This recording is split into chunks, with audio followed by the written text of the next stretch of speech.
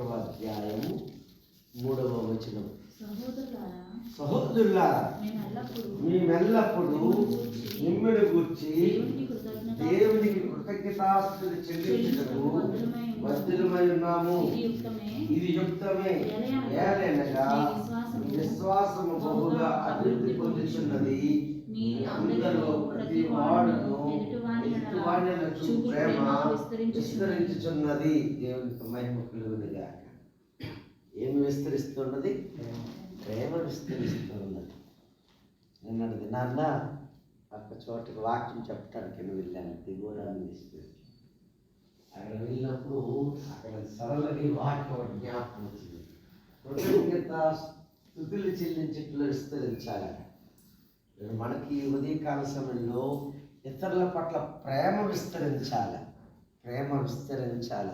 అవును, ఎందుకు ఇక్కడ వచ్చి ఇలా ఉన్నామంటే మన దేశం మీద ప్రేమ, అందుకే ఇక్కడ ప్రార్థిస్తూ ఉన్నాం. మన యొక్క తోటి ప్రజల మీద ప్రేమ, అందుకే ఇక్కడ ప్రార్థిస్తున్నాం.